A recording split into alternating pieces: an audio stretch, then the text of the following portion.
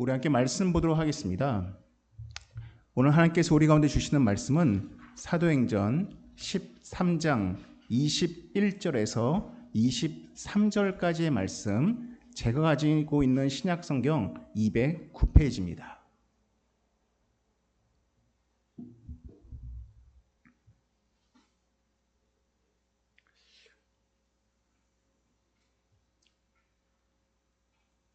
윤호자매님 죄송한데 저 온풍기를 꺼도 될 것 같습니다.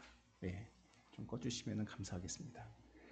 사도행전 13장 21절에서 23절까지의 말씀, 신약성경 209페이지입니다. 사도행전 13장 21절에서 23절까지의 말씀 제가 읽겠습니다. 그 후에 그들이 왕을 구하거늘 하나님의 베냐민 지파 사람 기스의 아들 사울을 40년간 주셨다가 패하시고 다윗을 왕으로 세우시고 증언하여 이르시되 내가 이새의 아들 다윗을 만나니 내 마음에 맞는 사람이라 내 뜻을 다 이루리라 하시더니 하나님이 약속하신 대로 이 사람의 후손에서 이스라엘을 위하여 구주를 세우셨으니 곧 예수라. 아멘. 여러분 22절을 보시면은 중반부에 이런 표현이 있습니다. 다윗을 만나니 내 마음에 맞는 사람이라. 여러분들이 지금 보고 있는 버전은 개역 개정판 성경입니다. 근데 전 개인적으로 개역 개정판 번역을 더 좋아하지만은 이 문장만큼은 이전 버전인 개역 한글판 성경의 버전을 좀 좋아합니다. 개역 한글판에는 이렇게 나와 있습니다. 패하시고 다윗을 왕으로 세우시고 증거하여 가라사대 내가 이새의 아들 다윗을 만나니 내 마음에 합한 사람이라 내 뜻을 다 이루게 하리라 하시더니 라고 되어 있습니다. 저는 이 개역 한글판의 버전을 따라서 오늘의 설교 제목을 정하였습니다. 바로 하나님 마음에 합한 사람입니다. 오늘은 이 믿음이라는 주제로 말씀을 전하는 마지막 시간, 5번째 시간입니다. 제목은 하나님 마음에 합한 사람입니다. 오늘 말씀을 전하기 전에 우리가 지난 4주간 어떤 말씀을 나누는지를 좀 복습해 보려고 합니다. 앞에 제가 정리를 해놨습니다. 우리가 지난 첫 번째 시간에 우리는 믿음에는 올바른 분별이 필요합니다라는 제목으로 나누었습니다. 그래서 그때 베드로와 요한의 이야기를 가지고 우리가 말씀을 나누었습니다. 그러면서 그때 필요한 것이 바로 분별력이다라고 이야기하였습니다. 우리가 알아야 할 것이 있고 우리가 알지 않아도 되는 것이 있는데 자꾸만 우리가 알지 않아도 되는 것에 우리의 마음이 끌리면 믿음이 성장하기 어렵다라고 말씀을 드렸습니다. 두 번째는 믿음은 들음에서 납니다라는 제목으로 말씀을 전했습니다. 여기서 나오는 들음이라는 것은 단순히 귀로 듣는 히어링을 의미하는 것이 아니다라고 이야기하였습니다. 여기서 말하는 들음이란 순종과 행함을 뜻한다라고 말씀을 드렸습니다.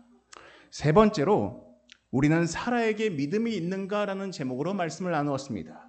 거기서 우리는 사라와 아브라함 이야기를 배웠습니다. 사라와 아브라함이 때로는 흔들리고 때로는 의심을 하고 때로는 믿음 없는 자처럼 보였지만은 결국 하나님은 그들이 믿음이 있다라고 여기셨습니다. 즉 우리가 믿음에도 불구하고 우리의 의심의 순간들이 존재한다는 것을 배웠습니다. 우리가 지난주에는 믿음의 시작은 자기 부정입니다라고 말씀을 나누었습니다. 부자 청년 이야기였습니다.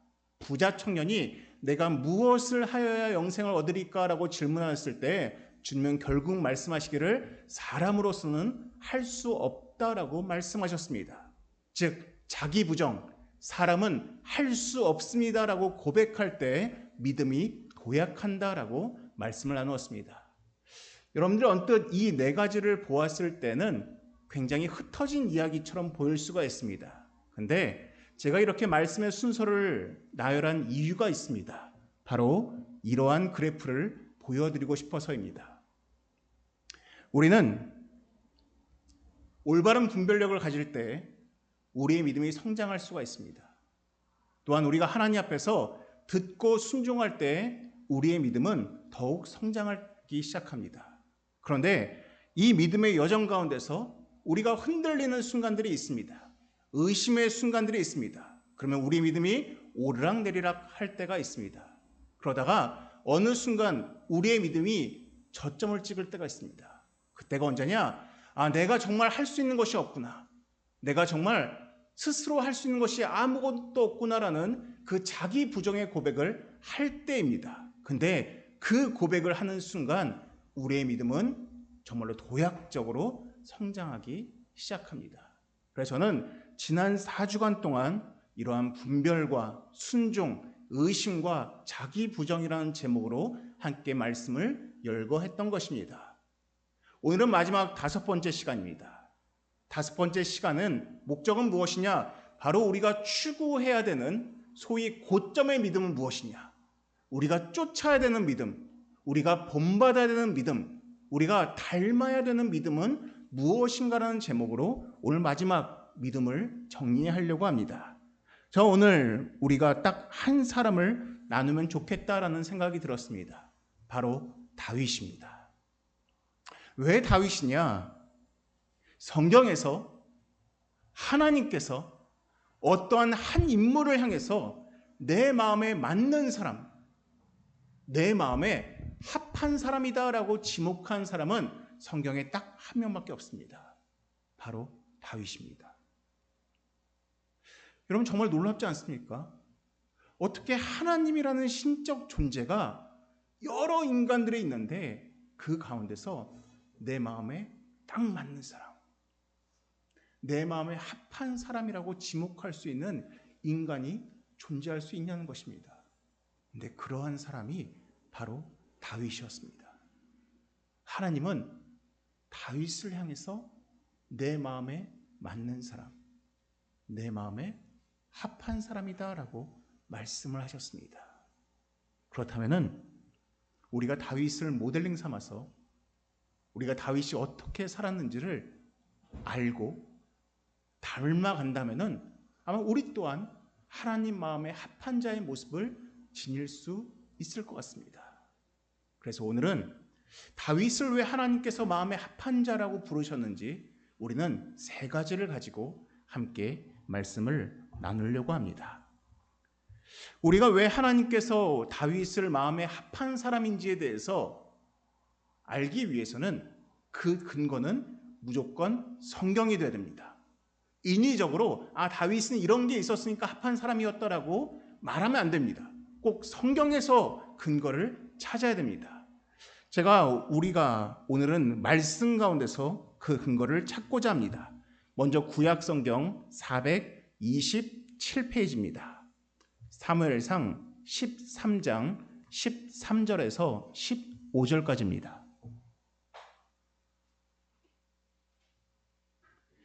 사무엘상 13장 13절에서 15절 구약 성경 427페이지입니다.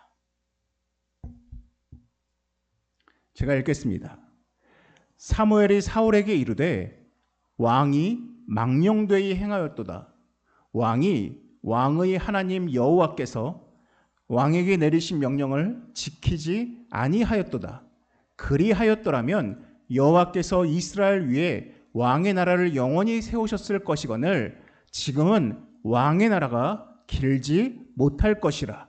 여호와께서 왕에게 명령하신 바를 왕이 지키지 아니하였으므로 여호와께서 그의 마음에 맞는 사람을 구하여 여호와께서 그를 그의 백성의 지도자로 삼으셨느니라 하고 사무엘이 일어나 길갈에서 떠나 베냐민 기브아로 올라가니라 라고 나와 있습니다. 아까 우리가 본 문장이 무엇입니까? 여호와 마음에 맞는 사람이었습니다. 근데 그 비슷한 문장이 14절에 나옵니다. 하나님께서 사울이라는 왕을 패하시고 하나님께서 새로운 왕을 세우겠다라고 말씀하시면서 뭐라 하십니까? 여호와께서 그의 마음에 맞는 사람을 구하여라고 나와 있습니다. 우리는 알고 있습니다. 사울이라는 왕 다음에 임명받은 왕이 바로 다윗입니다. 하나님께서 사울이란 왕을 폐하시면서 그 기준 요건으로 내 마음에 맞는 사람을 세우겠다라고 하셨습니다. 그러면 우린 반대로 하나님께서 왜 사울을 폐위시켰는지를 안다면 하나님의 마음에 맞는 것이 무엇을 의미하는지를 알 수가 있다는 것입니다. 13절에 나와 있습니다. 여호와께서 왕에게 내리신 명령을 지키지 아니하였습니다라고 되어 있습니다. 쉽게 말하면 무엇입니까? 불순종입니다.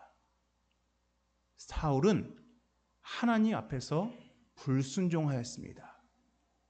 왜 불순종했느냐? 조금 더 자세한 내용은 사무엘상 15장 1절에 나오고 있습니다. 15장 1절의 말씀을 보시면은 1절에 이렇게 나와 있습니다. 사무엘이 사울에게 이르되 여호와께서 나를 보내어 왕에게 기름을 부어 그의 백성 이스라엘 위에 왕으로 삼으셨은즉 이제 왕은 여호와의 말씀을 들으소서라고 나와 있습니다. 무엇입니까? 하나님이 다시 한번 사울 왕에게 기회를 주십니다. 뭘 요구하십니까? 하나님 말씀을 들으시옵소서라고 요구를 합니다. 하나님께서 요구하신 내용은 이것이었습니다. 전쟁을 할 때 적이 가지고 있는 모든 것들을 다 불사르고 완전히 소멸시켜라 였습니다. 이게 하나님 말씀이었습니다. 그런데 사울 왕이 어떻게 하느냐? 그렇게 하지 않았습니다. 하나님 말씀을 따르지 않았습니다. 하나님께서 다 불살라버리라 라고 하셨는데 그 모든 것들을 다 남겨놓습니다. 왜냐? 그게 인간의 눈에 보기에 효율적이었기 때문입니다. 그 모든 것들을 남겨놓고 백성을 남겨놓고 그들에게 세금을 받는 것이 훨씬 효율적이다라고 생각해서 사울 왕은 하나님 말씀을 따르지 않습니다. 이 모습을 본 하나님께서 사울 왕에게 이렇게 말씀하십니다. 15장 22절에서 23절까지의 말씀입니다.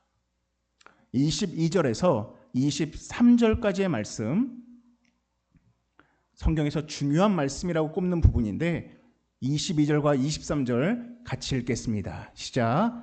사무엘이 이르되 여호와께서 번제와 다른 제사를 그의 목소리를 청종하는 것을 좋아하신 같이 좋아하시겠나이까?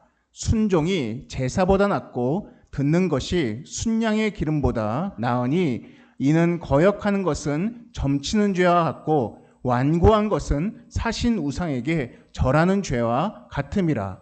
왕이 여호와의 말씀을 버렸으므로 여호와께서도 왕을 버려 왕이 되지 못하게 하셨나이다 하니. 아멘. 하나님이 다윗을 버리십니다. 그 이유가 무엇입니까? 하나님 말씀에 순종하지 않았기 때문이었습니다. 근데 심지어 하나님은 순종하지 않는 것을 우상 섬김과 동일하게 여기신다라고 말씀하고 있습니다. 사울은 불순종하는 자였습니다. 그 이유는 자기가 생각하기에 훨씬 것이 효율적이다라고 판단하여서 하나님 말씀에 불순종했기 때문입니다. 사울은 효율을 쫓는 사람이었습니다. 근데 다윗은 반대였습니다. 이 사울 왕이 자기의 후임으로 다윗이 왕으로 세움받았다는 소식을 듣고서는 사울 왕이 다윗을 죽이려고 하였습니다. 그때부터 다윗은 도망자의 삶을 보냅니다. 그런데 어느 날 다윗이 사울 왕을 죽일 수 있는 기가 막힌 효율의 시간이 쫓아옵니다. 이제 사울 왕만 죽이면은 이젠 도망갈 필요 없고 그는 편안함을 누릴 수가 있었습니다. 근데 그때 다윗이 어떻게 하는지 아십니까? 사무엘상 24장 4절을 보시겠습니다.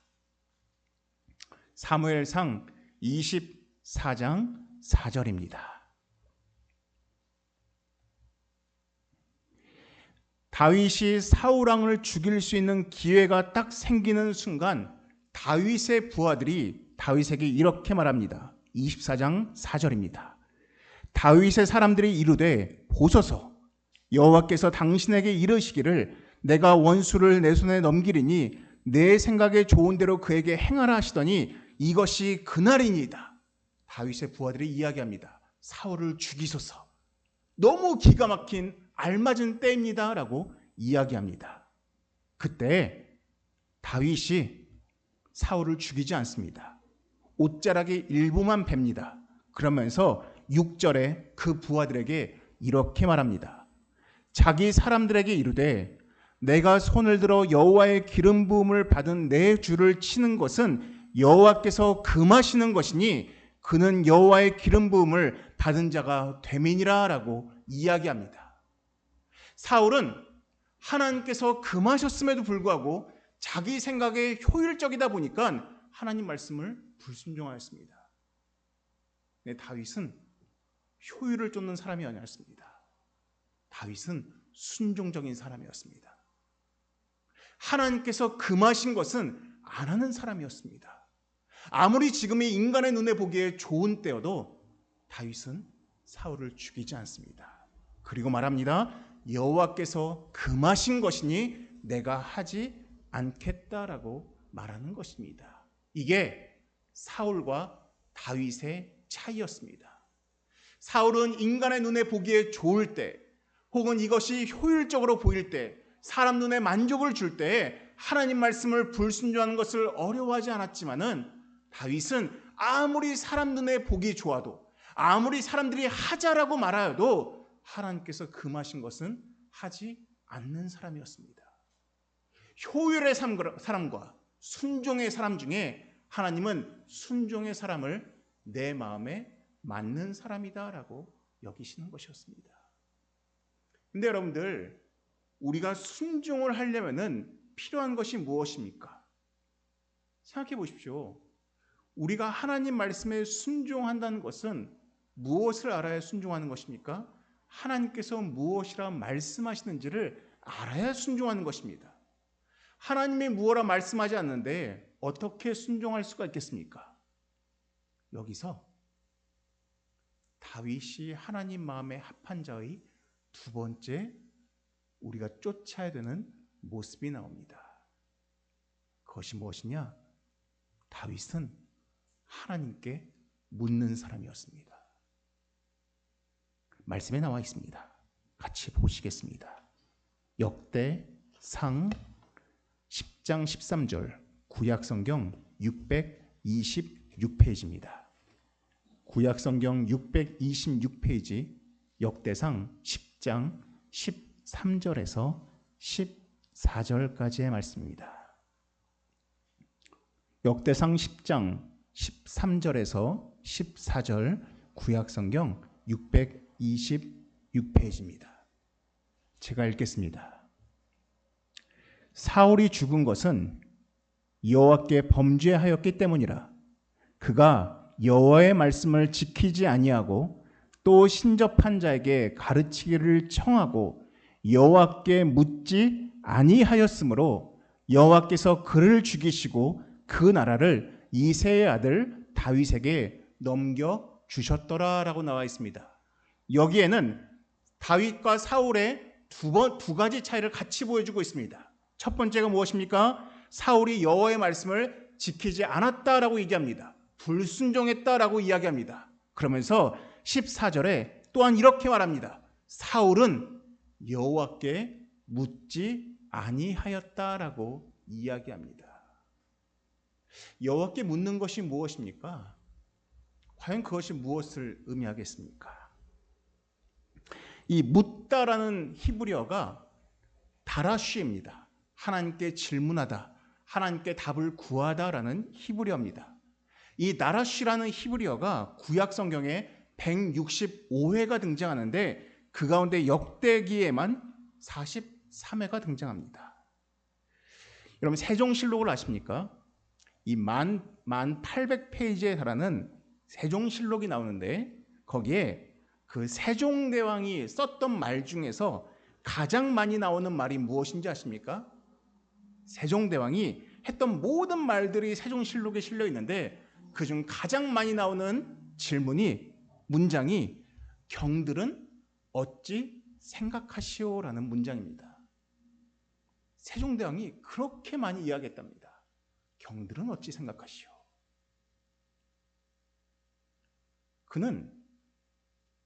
세종대왕은 명령하지 않았다고 합니다. 그는 항상 상대방의 생각을 물었다고 합니다. 그래서 그 세종 리더십 연구소장이 이 모든 내용들을 분석해 보니까 세종대왕은 질문과 토론을 통해서 어떠한 결정을 내리는 비율이 63%라고 합니다. 반면에 명령을 통해서 지시한 것은 30%가 안 된다고 합니다. 반면 그 아들 세조는 명령이 75%고 회의는 20%가 안 된다라고 이야기합니다. 심지어 세종대왕은 어떤 법을 정하는 데 있어서 무려 17년 동안 토론을 했다고 합니다. 그리고 이 의견을 얻기 위해서 백성들에게 약 16만 명의 의견을 취합하기도 했다고 합니다. 왕인데 더군다나 세종대왕의 아버지는 이방원으로서 모든 권력을 그 아들에게 몰아줬음에도 불구하고 세종대왕은 자기의 멋대로 자기의 마음대로 결정하고 명령하지 않았다고 합니다. 항상 물어봤다고 합니다. 그래서 많은 사람들이 이렇게 이야기합니다. 세종대왕을 겸손의 아이콘이라고 표현을 합니다. 겸손한 왕이었습니다. 모두가 다 알고 있다라고 스스로가 자만하지 않은 사람이었습니다. 그럼 다윗이 그러했습니다. 다윗은 백성에게 묻는 왕이 아니라 하나님께 질문하는 왕이었습니다.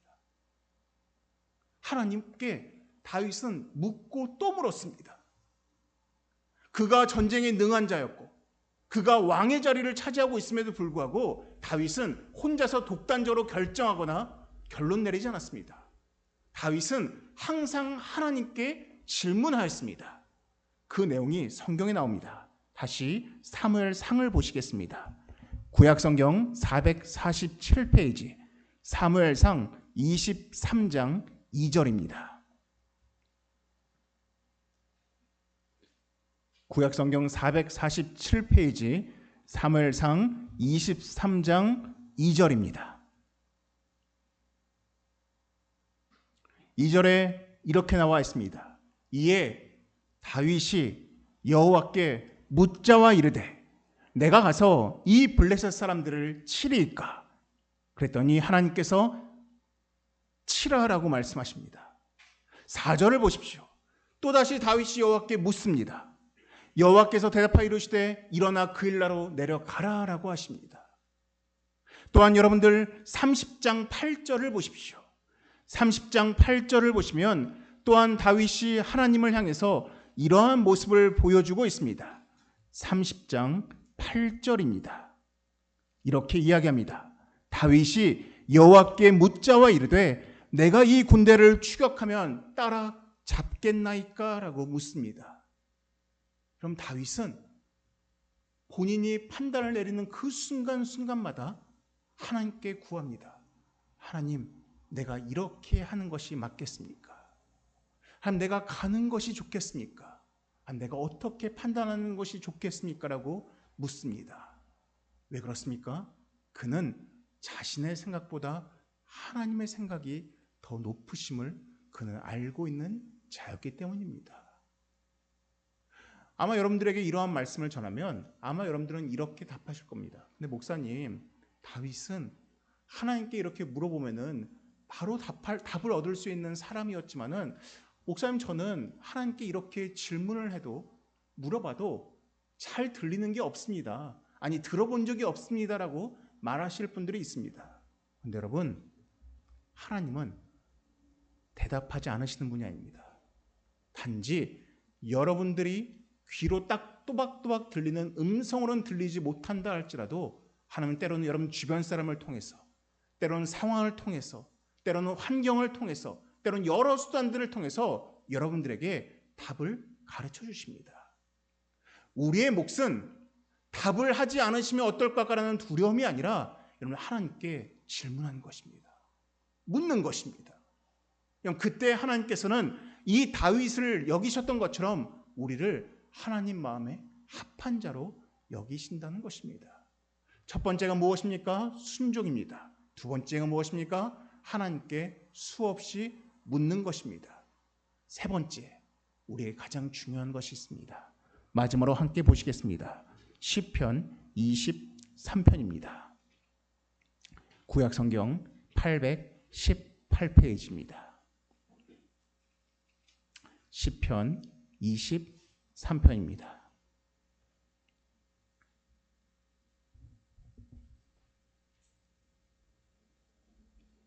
이 23편을 펴놓으시고 잠시 앞을 보시면 좋겠습니다. 여러분들, 아마 지난 금요일 날 아마 여러분들 대부분이 생방송으로 아니면 뉴스를 통해서 대통령을 헌법재판소에서 파면하는 뉴스를 아마 보셨을 것입니다. 약 3개월 전에 헌법재판소에서 이 탄핵을 놓고 판결을 이제 숙고하기 시작했을 때 사람들은 의심하지 않았습니다. 뭘 의심하지 않았냐? 당연히 합당한 판결이 나올 것이다라고 많은 사람들이 그렇게 여겼습니다. 그런데 한 달이 지나고 2달이 지나고 3달이 지나자 사람들 마음속에 의심이 싹트기 시작했습니다. 탄핵을 찬성하는 사람이나 탄핵을 반대하는 사람이나 저 헌법재판소의 재판관들이 올바른 판결을 내리지 못하겠다라는, 그럴 수도 있겠다라는 의심의 마음이 들어오기 시작했습니다. 그래서 이 판결이 나오기 일주일 전에는 많은 사람들이 재판관을 욕하기 시작했습니다.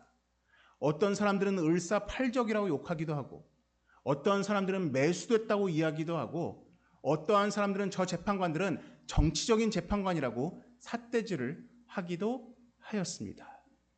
그런데 지난 금요일 날 그 재판소에서 판결문이 나오는 모든 순간, 그 순간에 어느 누구도 반박할 수가 없었습니다. 제가 그날 한 신문에서 이런 기사를 보았습니다. 대한법학교수회에서 낸 성명문이었습니다. 거기에 이런 내용이 나옵니다. 헌재의 판단은 선택과 집중이 명확하게 표명됐다. 장기간의 평의와 숙고를 통해서 그 결정문을 국민의 눈높이에서 이해하기 쉽고 유연한 논리로 무리함이 없이 작성함으로써 모든 권력의 원천이 되는 주권자 국민을 존중한 점은 칭찬받아 마땅하다라고 이야기했습니다. 전 참 이 내용을 보면서 조금 웃음이 나왔습니다. 왜 웃음이 나왔냐? 야, 그렇게 사람들이 욕하고, 그렇게 사람들이 비난하고, 의심하고, 그러한 욕설을 퍼붓다가 이러한 명판결문이 딱 나오는 순간 모든 의심의 화살들은 다 거두어지고, 아, 정말로 진짜 재판관이다, 정말로 헌법적인 판결문이다라고 찬사를 보내는 모습을 보면서 조금은 웃음이 나왔습니다. 근데 저는 이 모습을 보면서 우리 믿는 자의 모습과 굉장히 흡사하다는 생각이 들었습니다. 우리가 하나님을 믿는다라고 이야기합니다. 우리가 하나님을 신뢰합니다라고 이야기합니다. 근데 내가 원하는 응답이 들려오지 않을 때, 혹은 내가 원하는 때에 그 답이 들려오지 않을 때 우리 마음속에 의심이 들기 시작합니다. 과연 하나님을 신뢰하실 분인가? 과연 하나님을 믿어도 되는가? 과연 내가 하나님을 나의 인도자로 여기도 되는가라는 그러한 의심의 마음이 싹트기 마련입니다. 근데 우리는 알고 있습니다. 어느 순간 주의 응답이 우리 가운데 임했을 때 헌법재판관을 비난하는 사람들이 찬사로 그 고백을 바꾸는 것처럼 우리 또한 정말로 신실하신 하나님의 응답이 임했을 때 참으로 하나님은 선하십니다라고 우리는 고백하게 됩니다. 근데 여러분, 다윗은 그의 평생에 그러한 모습이 없습니다. 다윗은 우리가 본받아야 될 세 번째 모습이 있습니다. 그것이 무엇인지 아십니까? 다윗은 하나님의 신실함에 대한 확신이 있었습니다. 다윗은 하나님을 의심한 적이 없습니다. 다윗은 항상 하나님을 전적으로 신뢰하였습니다. 그 고백의 엑기스가 바로 시편 23편입니다. 4절을 보십시오.